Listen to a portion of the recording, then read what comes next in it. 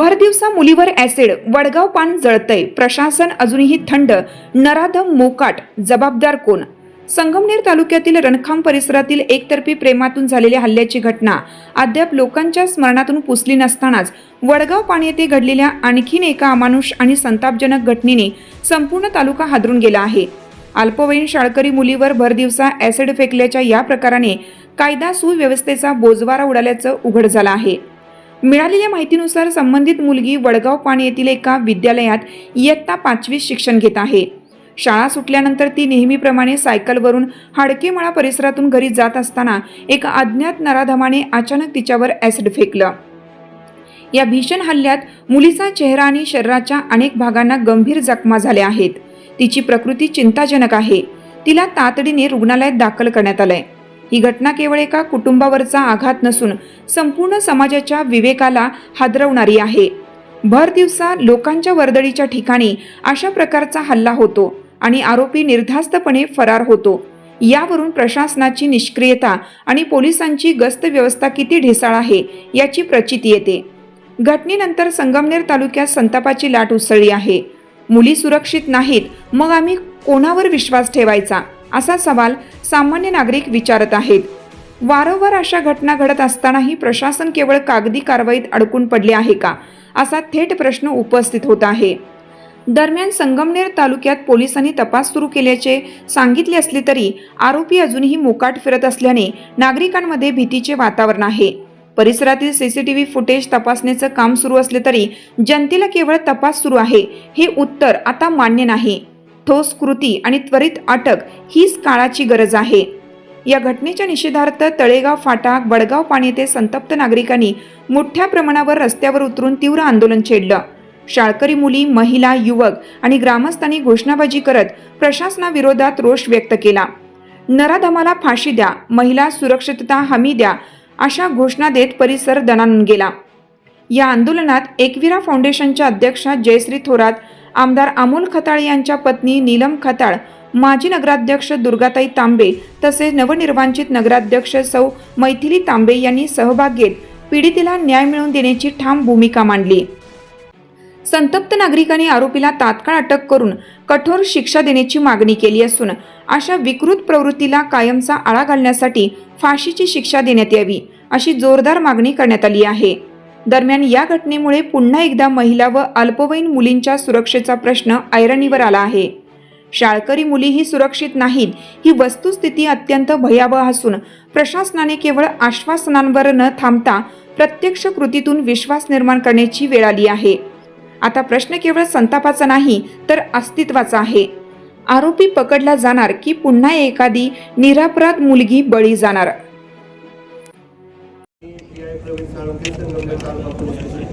काल आपल्या घटना घडल्यानंतर आम्ही पोलीस ठाण्याचे तसेच आपल्या उपविभागाचे अधिकारी, कर्मचारी, एलसीबीचे कर्मचारी, अधिकारी तसेच आपले एसपी साहेब यांच्या मार्गदर्शनाखाली सुरू केलेलं आहे। कालच्या 12 वाजल्याच्या नंतरपासून आपण रस्त्यात असणारे सर्व सीसीटीव्ही फुटेज, बाकीच्या ज्या ज्या गोष्टी आपल्यासाठी उपयुक्त आहेत त्या सगळ्या आपण कलेक्ट केलेल्या आहेत। लवकरच आरोपी ताब्यात घेऊन खऱ्या अर्थाच्या चळवळीने इथे उपस्थित राहिलेले आहेत। फुले आंबेडकर त्यांच्या या महाराष्ट्रामध्ये आपल्या संगमनेरमध्ये अशी निंदनीय घटना कालची घडली की मुलीवरती ऍसिडचा हल्ला नराधमांनी केला। पुढच्या वेळेला जे आहेत कसे आहेत हे खऱ्या अर्थानं पाहणं आवश्यक नाहीये। त्यांना संगमनेर तालुक्यामध्ये बघितलं तर आपण 15 दिवसामध्ये कुठेतरी मुलींवर हल्ल्याची ही दुसरी घटना आहे। एक ठिकाणी चाकू हल्ला झाला, इथे ऍसिड फेकलं गेलं आहे। कुठेतरी मुली असुरक्षित झाल्या जिल्ह्यामध्ये, तालुक्यामध्ये। खरं मुली सगळीकडे असुरक्षित झाल्यात। मग संगमनेर तालुका असो किंवा जिल्हा असो किंवा महाराष्ट्र असो, ह्या मुलींवरती कुठे ना कुठे आपण वारंवार हल्ले होताना बघत आहोत। कुठे रेप केस होत आहेत, कुठे ॲसिड हल्ले, कुठे चाकूनी हल्ले। अतिशय वाईट अशी परिस्थिती महाराष्ट्रामध्ये उद्भवलेली आहे। मला एवढंच सांगायचं आहे की शासनाला कठोर कायदे असे केले पाहिजे की मुलींवरती हल्ले झाले नाही पाहिजे। आता ही जी घटना आहे यातील दोषी अजूनही सापडलेला नाही आहे. कुठेतरी पोलीस निष्प्रभ करतायत या सगळ्या प्रकरणात. आता ह्या सगळ्या गोष्टीमध्ये म्हणजे आमचं कायम असं मत राहिलेलं आहे की पोलिसांना सहकार्य केलं पाहिजे. जिथे कोणाला काही इन्फॉर्मेशन असेल त्यांनी पोलिसांपर्यंत पोहोचवली पाहिजे. त्याच्यामध्ये कोणत्या गटाचा आहे, कोणत्या पार्टीचा आहे, कोणत्या समाजाचा आहे, ह्या सगळ्या गोष्टी न विचार करता पोलीस त्यांचं काम करण्याचा प्रयत्न करतायत, पण अजून त्यांना काही रिझल्ट भेटलेला नाही. मला म्हणजे वाईट ह्याचं वाटतं की जे CCTV होते ते काही ठिकाणी बंद आहेत, काही ठिकाणी चालू आहेत, काही ठिकाणी लागले नाही.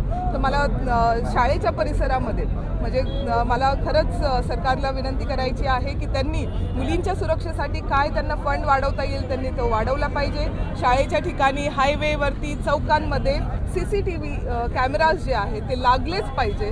आणि खरंच म्हणजे मुलींची सुरक्षा जेव्हा आपण तेव्हा अशा विकृत पुरुषांची किंवा मनुष्यांची जी मानसिकता आहे ना ती तपासून बघितली पाहिजे. जो घटना असं वातावरण तालुक्यात जिल्ह्यामध्ये तयार झालं आहे. खरं तर ही फार दुर्दैवी काल घडलेली घटना फार दुर्दैवी आहे आणि त्यातल्या त्यात ती चिमुकली म्हणजे अल्पवयीन आहे आणि ह्या गोष्टीसाठी आज आपण सगळे इथं उतरलो आहे. पण आपल्या महिलेच्या, आपल्या मुलींच्या सुरक्षतेसाठी आपण कुठंतरी प्रशासनाने आणि पोलिसांनी वेळोवेळी जर अशा विकृतींना वेळेत जर कठोर शिक्षा केली तर अशा प्रवृत्ती घडणार नाही. कारण की आपण बघतोय कोणीही सांगत नाही का अशा घटना, असे विकृती आहे यांना की हे, पण यांना ह्या सवयी लागलेल्या असतात. कारण कुठंतरी ह्या अशा अपराधाच्या सवयी कुठंतरी यांना पहिल्यापासूनच असतात, म्हणून ह्या अशा घटना घडताय. अतिशय निंदनीय घटना आहे ही घडू नये आणि ही घडली आहे. तरी घडल्यानंतर काल कुठं भाऊंनी विधिमंडळात असतानाच भाऊंनी हा लगेच तात्काळ अधिवेशनातही प्रश्न मांडला की आमच्या ह्या महिला भगिनी आमच्या तालुक्यातल्या असुरक्षित आहे. 2 दिवसापूर्वी अशी एक घटना घडली आहे, तर यांच्या सुरक्षिततेसाठी आम्हाला फार मदत करणं गरजेचं आहे. म्हणजे ह्या प्रवृत्ती आपण म्हणतो की करणारा हा लहान असेल मोठा असेल, पण मी तर म्हणते लहान, ह्या प्रवृत्तींना एवढ्या लहान वयात जर अशा दुर्बुद्धी सुचताय तर कुठेतरी यांना सुद्धा आळा घालणं तितकंच महत्त्वाचं आहे. जर वेळोवेळी अशा विकृतींना शिक्षा झाली, कठोर शिक्षा झाली, तर पुन्हा अशा विकृती की यांचं बघून आपण बघतो या सोशल मीडियामार्फत भरपूर काही पसरलं जाते, तर यांच्यामार्फत हे परत घडणार नाही, परत ह्या दुसऱ्या विकृती डोकं काढणार नाही. त्यासाठी यांना वेळोवेळी शिक्षा होणं तितकंच गरजेचं आहे. आणि भाऊंनी सुद्धा काल विधिमंडळात हाच प्रश्न मांडला आणि महिला आपल्या बाल विकास मंत्री आदिती तटकरे त्यांनाही तेच मागणी केली की आमच्या या हिला आर्थिक मदत व्हावी आणि कठोरात कठोर कारवाई त्या आरोपीला व्हावी आणि पटकन शिक्षा व्हावी. ग्रामीण भागातील मुली लांबून प्रवास करून येतात, शाळेत जातात, मात्र त्यांच्या सुरक्षतेबाबत कुठल्याही उपाययोजना केल्या जात नाही. CCTV ग्रामीण भागात नाही, त्यामुळे आरोपी सुद्धा सापडत नाही. काय मागणी कराल? नक्कीच ह्या मागणीसाठी आता आपल्या तालुक्याचे आमदार यांच्याकडे भरपूर मागण्या आल्या आहेत, पण माझं प्रत्येक गावकऱ्यांना आणि गाववाल्यांना आणि प्रत्येक ग्रामपंचायतीला हेच म्हणणं राहील की तुम्ही तितकंच आम्हाला सहकार्य करा की जेणेकरून आपल्या गावातील मुली जर आपल्या वाडी वस्तीवर आपल्या गावातल्या शाळेत जर जात आहे तर आपण सगळ्यांनी मिळून त्या ठिकाणी प्रत्येक जिथे जिथे शक्य आहे तिथे तिथे CCTV बसवणे तितकेच महत्त्वाचे. आणि ज्या वर्दळीत, कारण की शेतकरी माणूस म्हटलं की शेतकरी आपल्या मुलांसाठी तेवढा वेळ जाण्या येण्यासाठी सोडवायला देत नाही. आपल्या ह्या मुली, आपले हे मुलं कुठेतरी सायकलवर पायी प्रवास करून आज शाळा शिकताय आणि हेच मुलं आज कुठेतरी पुढे जाताना दिसतंय, मोठ्या उच्च पदावर शिक्षण घेत आहे. तर यांच्या सुरक्षिततेसाठी जसं आज प्रत्येक गावकऱ्यांनी, गावातल्या प्रत्येक पंचायतींनी, प्रत्येक कार्यकर्त्यांनी, प्रत्येक गावकऱ्यांनी एकत्र येणं तितकंच महत्त्वाचं आहे. आणि त्यांच्यासोबत आम्ही एक तालुक्याचे लोकप्रतिनिधी म्हणून आपले आमदार अमोल भाऊ खताळ तर नक्कीच तुमच्या पाठीशी कायम आहे आणि वेळोवेळी तुम्हाला मार्गदर्शन राहील. तुम्हाला कधी कसली कुठे अडचण कमी पडू देणार नाही. ह्या गावात हल्ला झाला म्हणून नाही, मी तर म्हणते तालुक्यातील प्रत्येक गावात, प्रत्येक वाडी वस्तीवर याचा आपण नक्कीच विचार करू आणि लवकरात लवकर शक्य होईल तिथे तिथे सगळीकडे आपण CCTV बसवू की असे प्रकार घडणार नाही. काल अतिशय दुर्दैवी अशी घटना आपल्या संगमनेर तालुक्यामध्ये घडलेली आहे. ही फक्त कालची गोष्ट नाही, परवा सुद्धा आपल्या सर्वांना समजलं असेल, रतखाम येथे एका मुलीवरती चाकूने हल्ला करण्याचं काम एका मुलाने केलेलं आहे. मला एवढंच वाटतं की आपण आता अशा युगामध्ये आहोत जिथे मुली पुढे येतात. प्रत्येक क्षेत्रामध्ये मुली आणि महिला अतिशय चांगलं काम करताना दिसत आहेत. वर्गामध्ये पहिला क्रमांक, पहिले 5 क्रमांक कोणत्याही शाळेमध्ये जाऊन बघा, त्या मुलींचे असतात. अशा युगामध्ये, अशा वेळी अशा काही घटना ज्या होतात त्या आपल्या सर्वांना कितीतरी वर्ष मागे सोडून देतात. मुली पुढे आल्या पाहिजे, महिला पुढे आल्या पाहिजे, पण आधी हे असे विकृत असलेले लोकांचे विचार त्यांनी बदलले पाहिजे.